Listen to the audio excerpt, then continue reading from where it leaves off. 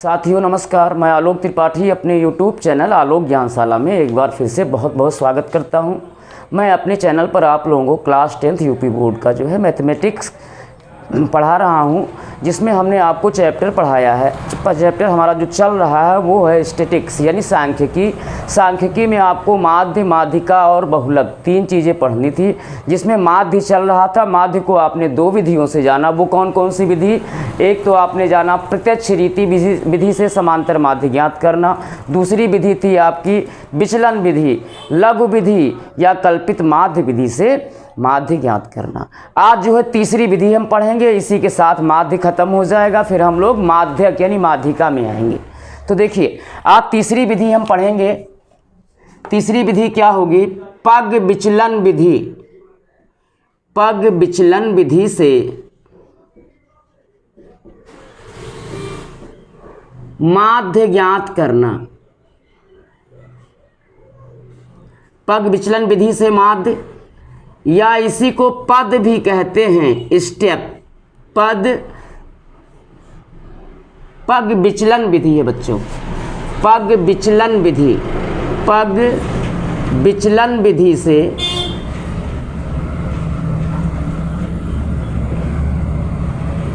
माध्य या पद विचलन विधि भी कहते हैं इसको। पद विचलन विधि से माध्य, दोनों एक ही नाम है, दोनों एक दूसरे के पर्यायवाची हैं।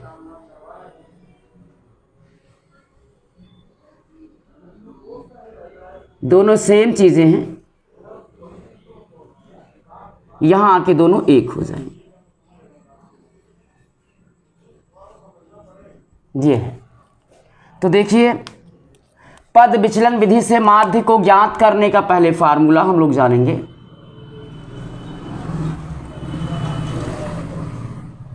हाँ, पग विचलन विधि से माध्य को ज्ञात करने का फार्मूला।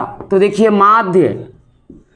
माध्य x bar is equal to होगा a plus h into sigma f u upon sigma f. ये फार्मूला होगा पग विचलन विधि से माध्य को ज्ञात करने का। तो देखिए माध्य x बार बराबर क्या आया? a plus h into sigma f u upon sigma F. अब इसमें कुछ चीज़ें क्या आपको सारे जो है इसमें संकेत है, उनका मतलब मैं लिख देता हूँ। फिर जहाँ a क्या है? a कल्पित माध्य है,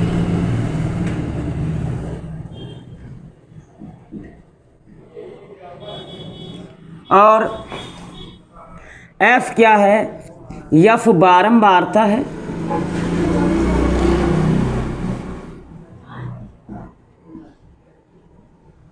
और u क्या है? u है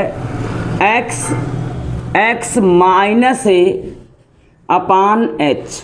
x यहाँ पे पद है, a क्या है? कल्पित माध्य है जो आपने अभी जाना। तो u क्या है यहाँ पे? x minus a upon h। अब h की बारी आती है। What is h? h क्या है? h क्या है? विचलन के कॉलम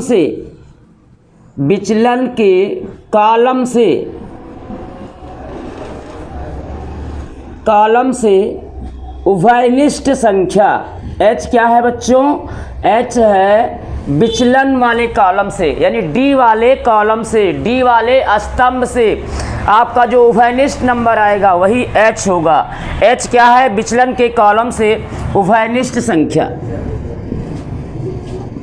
तो फार्मूले का आप लोग स्क्रीनशॉट लीजिए या फार्मूला आप लोग लिख लीजिए, फिर आगे बताया जाए आपको। फिर आगे का क्वेश्चन।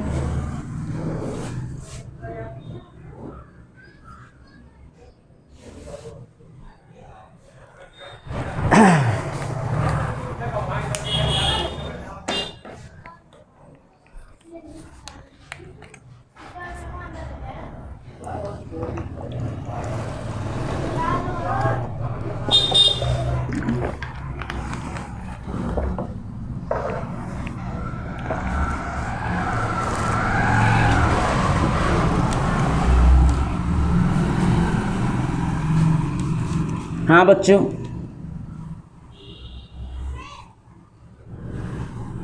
देखिए पहला क्वेश्चन बहुत ही इजी है। प्रत्यक्ष रीति विधि में चार कॉलम क्या था? वर्ग अंतराल था, मध्य बिंदु था, बारंबारता था, एफ था। और विचलन विधि से यानी कि लघु विधि से यानी कि कल्पित माध्य विधि से, यानी दूसरी विधि जो थी उसके लिए आपको 5 कॉलम बनाने थे। वो क्या थे? वर्ग अंतराल आपको दिया रहता था, वर्ग अंतराल, फिर हम क्या निकालते थे? मध्य बिंदु, मध्य बिंदु के बाद विचलन डी 3 हो गया, फिर बारंबारता एफ 4 हो गया और 5वां एफ डी। इसमें 6 कॉलम आपको बनाने हैं। देखिए प्रत्यक्ष रीति विधि से माध्य ज्ञात करने में 4 कॉलम और विचलन विधि से माध्य ज्ञात करने में 5 कॉलम होगा और पग विचलन विधि से माध्य ज्ञात करने का 6 कॉलम होगा और वो 1 कॉलम आपका बढ़ेगा क्या? यू का। तो देखिए और सेम कॉलम आपके विचलन विधि के ही होंगे। तो ध्यान दीजिएगा, अब की बार मैं एक एक कॉलम में एक एक जो है वो किसका कॉलम बन रहा है मैं अलग अलग लिख रहा हूँ, एक बैग में सारे कॉलम को नहीं फिलअप कर रहा हूँ। तो ध्यान दीजिए, पहला क्वेश्चन जो है, पहला क्वेश्चन है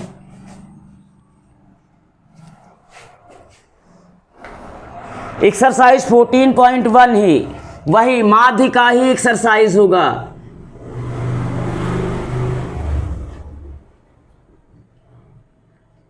एक्सरसाइज वही होगी हमारी, लेकिन विधि तीसरी होगी।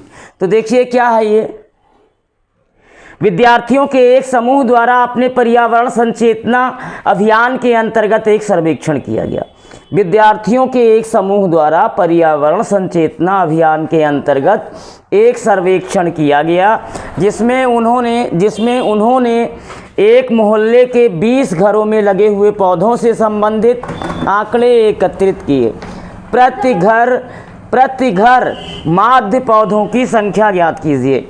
देखिए विद्यार्थियों के एक समूह द्वारा अपने पर्यावरण संचेतना अभियान के अंतर्गत एक सर्वेक्षण किया गया जिसमें उन्होंने एक मोहल्ले के 30 घरों में लगे हुए पौधों से संबंधित आंकड़े एकत्र किए। प्रति घर माध्य पौधों की संख्या ज्ञात कीजिए। प्रति घर माध्य पौधों की संख्या ज्ञात कीजिए। तो क्या किया गया, विद्यार्थियों के समूह द्वारा किसी मोहल्ले के पर्यावरण संचेतना के अंतर्गत विद्यार्थियों के समूह द्वारा किसी मोहल्ले के 20 घरों का आंकड़ा एकत्र किया गया और वहाँ पर लगे हुए पौधों की संख्या को नोट कर लिया गया। अब आपको निकालना क्या है? प्रति घर लगे पौधों का माध्य संख्या, पौधों की संख्या का माध्य निकालना है। तो जिसका हमें माध्य निकालना होता है वो पद बनता है, कई बार हमने आपको बताया। तो देखिए किसका माध्य निकालना है? पौधों की संख्या का माध्य निकालना है। प्रति घर पौधों की संख्या का माध्य ज्ञात कीजिए। तो देखिए अब कॉलम क्या दिया है? कॉलम दिया है पौधों की संख्या,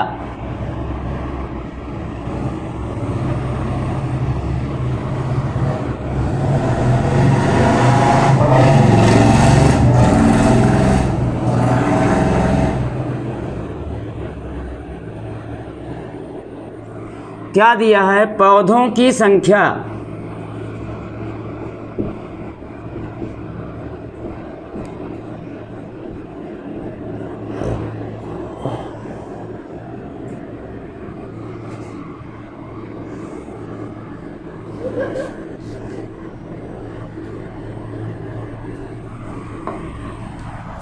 पौधों की संख्या है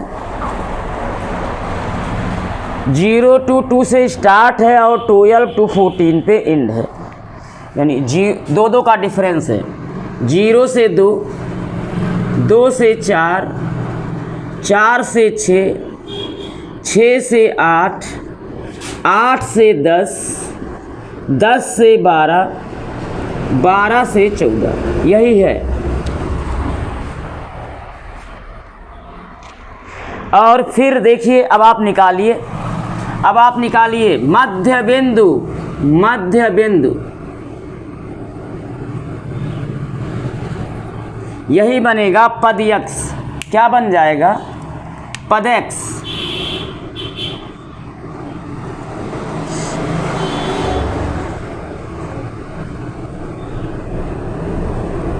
देखिए मध्य बिंदु क्या होगा, दोनों सीमाओं को जोड़कर आधा कर दीजिए। 0 और 2 को जोड़ेंगे 2 होगा, 2 का आधा 1 होगा, और जो आपका वर्ग अंतराल है वो कंटिन्यूअस है, अनब्रेकेबल है, कहीं टूट नहीं रहा है, और सभी वर्गों में 2 2 का अंतर है। तो पहले वर्ग का आपने मध्य बिंदु निकाल लिया। अब सभी मध्य बिंदुओं में 2 2 ऐड करते आओ। तो 1 में 2 ऐड करेंगे 3 होगा, 3 में 2 ऐड करेंगे 5 होगा, 5 में 2 ऐड करेंगे 7 होगा, 7 में 2 ऐड करेंगे 9 होगा, 9 में 2 ऐड करेंगे 11 होगा, 11 में 2 ऐड करेंगे 13। अब देखिए कल्पित माध्य को आपको मानना होगा। कल्पित माध्य को सदैव पद में से ही माना जाता है। तो आप जो है पद में से ही मानो, लगभग बीचों बीच का, जिसमें आप 7 को भी ले सकते हो, 9 को भी ले सकते हो। हाँ, इन दोनों में से कोई एक सपोज कर लो। तो देखिए मान लीजिए 7 को माना कल्पित माध्य a = 7, माना कल्पित माध्य a = 7, ये हमने निकाल लिया। अब देखिए सेम कॉलम हमारा विचलन विधि का ही बनेगा, सेम कॉलम हमारा विचलन विधि का ही बनेगा। एक कॉलम बढ़ेगा, वो किसका बढ़ेगा, u का बढ़ेगा। तो देखिए अब इसके बाद कल्पित माध्य a बराबर आपने 7 मान लिया। तो कल्पित माध्य a से, कल्पित माध्य से पदों का विचलन, पदों का विचलन d = x - a, x - a का मतलब 7, यानी पद में से आप 7 माइनस करते चलिए। तो 1 में से 7 माइनस करेंगे -6 बचेगा। अब चूंकि मध्य बिंदु में जैसे जैसे हम नीचे उतरते आते हैं वैसे वैसे संख्या जो है आरोही क्रम में 2 2 बढ़ती जाती है। क्या है, 2 2 बढ़ती जाती है, 1 3 5 7 9। तो आपने 1 को घटा लिया, यानी पद में से आपने 7 को घटा लिया। अब चूंकि सारी संख्याएं इसके जस्ट बाद वाली संख्याएं जो है अपने ठीक पहले वाली संख्या से 2 ज़्यादा है। तो अब क्या होगा, ये वाला इससे 2 ज़्यादा है 1 से, तो जब हम 7 को इसमें से घटाएंगे तो कितना होगा, -4 होगा। अब देखिए आपने किया क्या, एक तो 3 में से आपने 7 घटाया -4 हुआ, और दूसरी चीज़ आपने क्या किया, -6 में 2 ऐड कर दिया तब भी -4 हो गया। क्योंकि जितनी भी पद में नीचे की ओर संख्या आ रही है वो जो है अपने ऊपर वाली संख्या से 2 2 कम, 2 2 ज़्यादा है। तो ऐसे ही इसमें हम 2 जोड़ देंगे तो इसका d निकल आएगा। तो -4 में 2 ऐड करेंगे -2 हो जाएगा, -2 में 2 ऐड कर देंगे 0 हो जाएगा। हमारी बात समझ में आ गई होगी, क्योंकि पद में हम जैसे जैसे नीचे बढ़ते जाते हैं क्या होता है, हमारा नंबर 2 2 बढ़ता जाता है, हमारा नंबर 2 2 बढ़ता जाता है। हाँ, जैसे जैसे नीचे आते हैं यहाँ पे तो क्या होता है, 2 2 बढ़ता जाता है। तो एक आपने पद में से जब 7 माइनस किया -6 आ गया। अब इसमें 2 हम ऐड कर दें तो ये वाला आ जाएगा, इसमें 2 ऐड कर दें तो ये वाला आ जाएगा, इसमें 2 ऐड कर दें तो ये वाला आ जाएगा, इसमें 2 ऐड करें तो ये वाला आ जाएगा। यानी 0 में 2 ऐड करेंगे 2 होगा, और वैसे भी आप 9 में से 7 घटाओगे तो 2 आएगा। यानी सिस्टम ही ये बना हुआ है, चूँकि नीचे की संख्या क्या है, 2 2 बढ़ती जा रही है। तो आपने क्या किया, पहला जब d आपने निकाल लिया, यानी x में से आपने जो है कल्पित माध्य को माइनस किया, 7 को -6 आया। अब यहाँ क्या कीजिए, इसमें 2 2 ऐड करते आइए, क्योंकि मध्य बिंदु में भी नीचे की तरफ 2 का ही अंतर है, प्रत्येक संख्याएं नीचे की ओर 2 2 बढ़ती जा रही। इसमें 2 जोड़ो तो इसका निकल आएगा d 4 हो जाएगा, और इसमें 2 ऐड कर दो तो 6 हो जाएगा। अब देखिए, अब यह आपको मानना है d में से जो उभयनिष्ठ संख्या मिल रही हो, यानी कि विचलन में से जो उभयनिष्ठ संख्या, ऐसी संख्या आप चूज करोगे जिससे सारे नंबर ये कट रहे हों, इस कॉलम के d के सारे जो है नंबर कट रहे हों। तो ध्यान दीजिएगा, 2 एक ऐसा नंबर है जिससे सारे पद क्या हैं, कट जा रहे हैं। तो मान लीजिए h बराबर, माना h बराबर 2। अब देखिए, अब u निकाल लीजिए, u बराबर क्या होगा, x - 7 अपान h, h का मतलब 2, h का मतलब 2।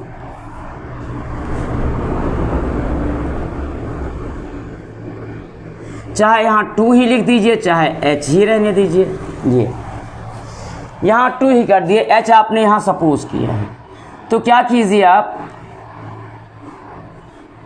d को x माइनस 7 क्या है d, यानी d वाले कॉलम को 2 से डिवाइड कर दीजिए, u मिल जाएगा। तो क्या हो जाएगा -3, -4 को आप 2 से डिवाइड करोगे -2, -2 को आप 2 से डिवाइड करोगे -1, और 0 को आप 2 से डिवाइड करोगे 0, फिर 1 2 3, ऐसे आ जाएगा। अब लास्ट कॉलम होगा हमारा FU का।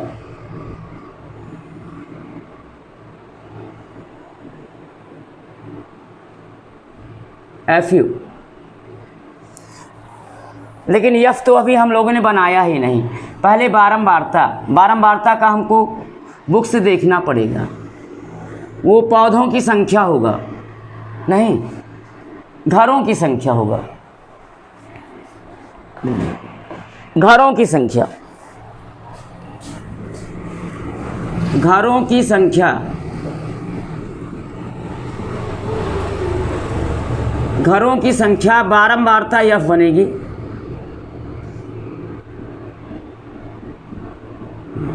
तो देखिए क्या दिया है, 1 2 1 5 6, 1 2 1 5 6, 1 2 1 1 2 1 5 6। अभी 2 और होंगे, 2 और क्या हैं, 2 3, नहीं ये तो वही लग रहे हैं, देख लेता हूँ।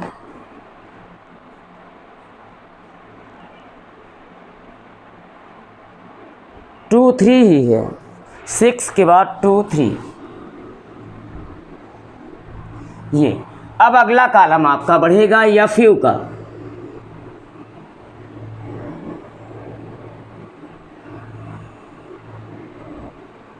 F इंटू U का, ये लास्ट कॉलम होगा। 6 कॉलम ऐसे बन जाएगा। तो ध्यान दीजिएगा, FU बिल्कुल अगल बगल है, इनका गुणा कर दो। 3 एकम 3, -3, 2 दूनी 4, -4, 1 एकम 1, -1, 0 इंटू 5 0, 6 1 जा 6, 2 2 जा 4, और 3 3 जा 9। अब आप योग निकालिए, किसका योग होगा? आपको पता है किसका योग होगा, बिल्कुल पता है आपको किसका योग होगा। योग होगा बारंबारता का और FU का, अकॉर्डिंग टू फार्मूला। तो योग बारंबारता का योग ये हो जाएगा सिग्मा F, और FU का टोटल हो जाएगा सिग्मा FU। ये तो आपका 20 घर का वो किया गया था सर्वेक्षण, 20 आना चाहिए। 1 2 3 1 4 5 9 6 15 2 17 3 20। और FU का कीजिए, माइनस वाला नंबर अलग ऐड कर लीजिए, प्लस वाला अलग ऐड कर लीजिए, अधिक वाले में से कम वाला घटाइए और चिन्ह बड़े वाले का लगाइए। तो -3 -4 -7 और -1 -8, 6 4 10 और 9 19। 19 में से आप 8 घटा दीजिए और चिन्ह प्लस का लगा दीजिए 11।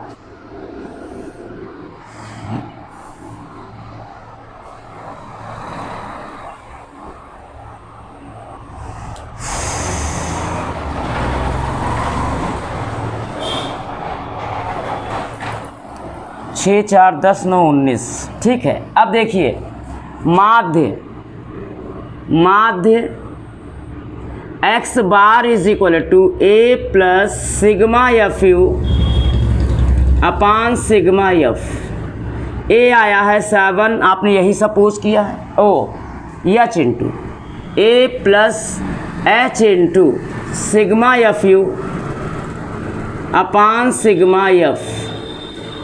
हाँ, तो a है 7 प्लस H है 2 इंटू FU है FU 11 अपान सिग्मा F है 20 2 1 जा 2, 2 10 जा 20। अब 10 से 11 को भाग कर दीजिए तो 7 प्लस 11 से आप जो है 10 से आप 11 को भाग करेंगे तो वही आएगा, लेकिन इकाई से एक अंक के बाद दशमलव लग जाएगा। अब साथ में 1.1 जोड़ लीजिए तो कितना आ गया 8.1, यही x बार आया। अब इसका हमें मात्रक लिखना है तो इसका मात्रक वही होगा जो वर्ग अंतराल का होगा। तो वर्ग अंतराल किस में है, पौधों की संख्या का वर्ग अंतराल है, तो जो हमारा आंसर होगा वो भी क्या होगा, पौधे होगा।